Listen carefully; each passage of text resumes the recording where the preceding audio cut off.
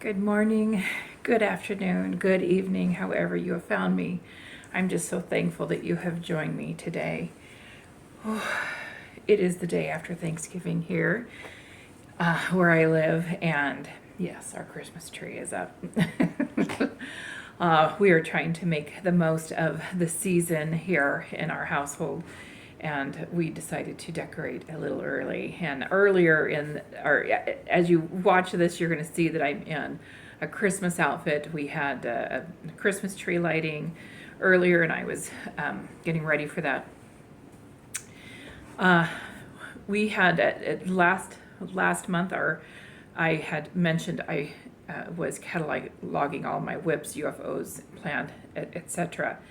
And so I this last week decided to really delve into those items, and so I started it last week and just really dove into it, and excited to really share that with you this week or today or whenever you end up watching this. So cozy on up, and it's going to be a short video, but I'm excited to share with you what I got accomplished in a short amount of time, because many of these things were just like almost done and just needed a little bit of work. And so I'm just very excited to share that with you. So thank you so much for joining me today. And yeah, I hope you enjoyed this video, and I'm excited to share more with you. All right, here is the shelf I started with. There are at least 20 projects when I first started. Here are these strips I start with. They're 2.5 inches. I'm just showing you how I start with them to bind them together. This is so that you have less amount of bulk when you're binding them together. So my goal was to go ahead and just bind quilts that were already done. This is how I join them together. I'm going to go ahead and link that down below, the YouTuber that I follow. What I do when I'm making quilts is predominantly strip quilting. Strip quilting is when I'm using up scraps. I use 2.5-inch strips when I'm doing that, and there were quite a few. I have a ton of strips from over the years, scraps from over the years of sewing. I've been sewing, goodness, since my early 20s. I'm now 50 this year, so almost 30 years. I think I got my degree when I was 22. So, and so I've been working with material since I was 22. So quite a while. So I have been accumulating fabric for quite a while. But here is just one way I join. Now, this was it's usually very easy what you do here. You make sure that you join them, but the way I had the camera angles, it was not very easy to show. Make sure that you iron. That is really crucial in just making sure the bulk and everything. It just makes it so much easier in the end when you're putting this all together, I promise. Just make sure that everything stays in place. And, but yeah, so it's a really good idea to just iron.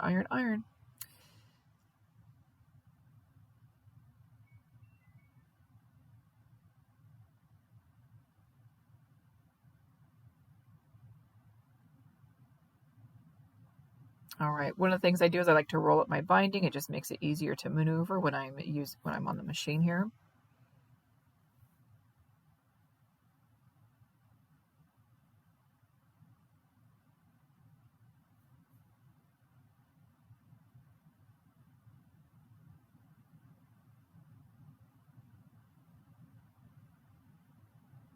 What I've done is I've attached it to the back side, and that just is my way. What I do is I leave 6 inches free when I start, and then when I end, I leave 6 inches free, and then I go to join it.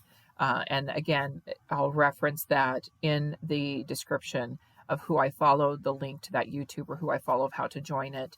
She does a beautiful job, a much better job than I do of explaining. This is not really much of a tutorial. It's more of, hey, this is what I got done in a short amount of time. There ended up being 11 quilts I finished, and then there were 8 quilt tops that I put together, and I'm going to show you those pictures in the end. I'll try to quickly describe them. I dropped my camera at some point. But I just was like, this is not going to be a tutorial. I was going to try and make it a tutorial. I'm like, I just can't do that. There's just too much going on. And I wanted to make sure I got this video out to show you kind of what some of the whips I got done. And she just does such a much better job than I do.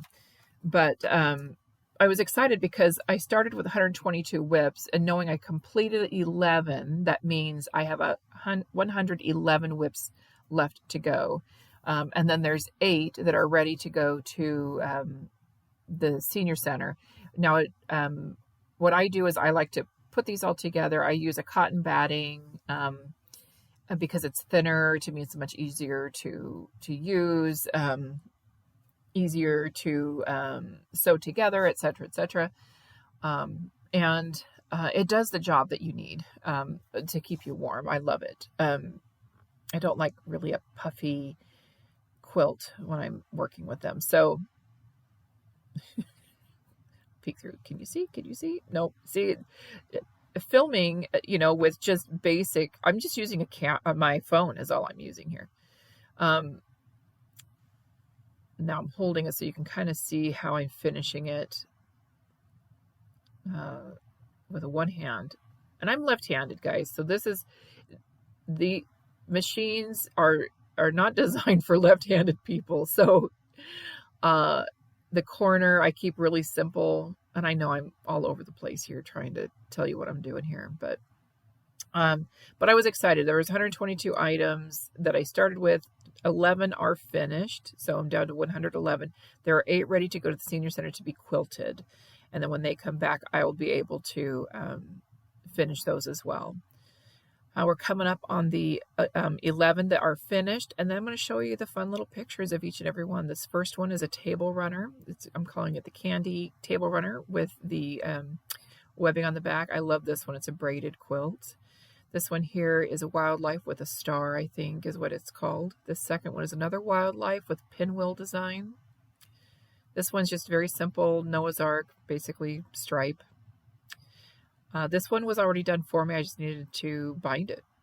This one is a log cabin. This one was just a Mod Podge. This was candy corn and boo.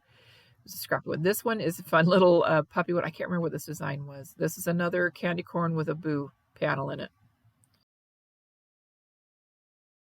This last one is a patchwork of just a cute little robot. And these, this is the last stack of ones that are going to the senior center to be quilted in the future.